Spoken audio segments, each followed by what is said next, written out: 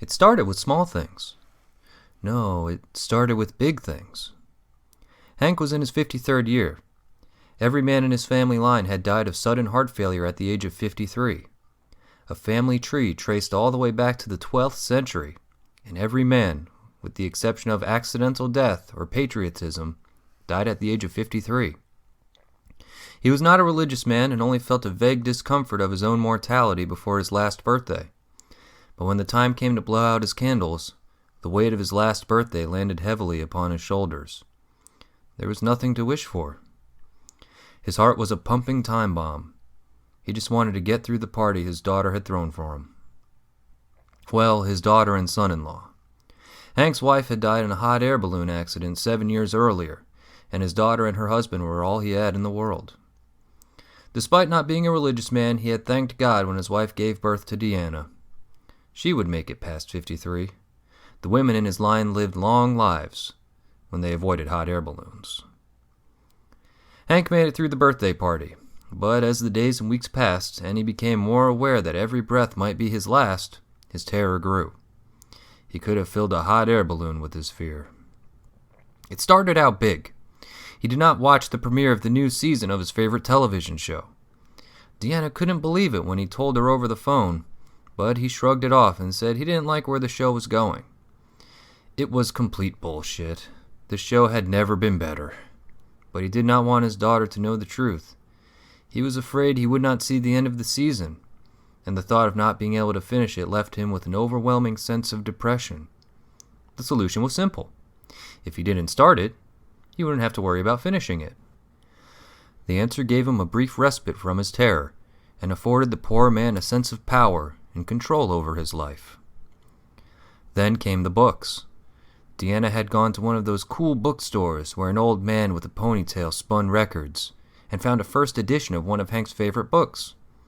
Deanna used to joke that it was his father's favorite brick, because of the prodigious length and sheer weight of the damn thing. But Hank had never found a first edition. It must have cost Deanna a pretty penny. Well, Hank supposed she had the money. She turned out okay. He was proud of her. The book was too long. He would never have the time to cross-reference it with his other editions and see the development and refinement of the author's thoughts and methods. He thanked Deanna and never opened the thing. He kept this from his daughter and lived in his solitary terror until she called him or visited, with or without her husband. He was a good guy. Any aberration his daughter would comment on in his behavior or appearance, he attributed to missing his wife. Of course he missed her, sure, but she was gone, dead, nothing. And he was next. Short novels became too long. He would never be able to finish them. Then magazines. Mowing the lawn was out of the question. Halfway into his last year, he barely left the house at all. And if not for his daughter, he would have been completely alone. About all he did was read short stories that he had already read, watch television shows he'd already seen, or go to the gun range and shoot some rounds from his .357. He couldn't have gotten any better at the range, had already had his version of a bowler's .300, so there was no sense of never becoming good enough to satisfy himself. Eventually, anything that took longer than a few minutes to complete was something he could not commit to. He stopped driving his car any farther than a mile to the range in one direction, or a mile in the other direction for groceries. He would not be able to get farther, which was unfortunate for his daughter, who lived 3 miles away. She had not realized that she enjoyed the minor annoyance of her father popping in on her until it had stopped happening. No haircuts, no shaving, no cooking, no bathing. Too long, didn't have the time. Can't call Deanna back, heart will explode. Fill with hot air and pop. Can't get excited, no adrenaline, no exertion. Fingernails long, stopped driving, stopped going outside.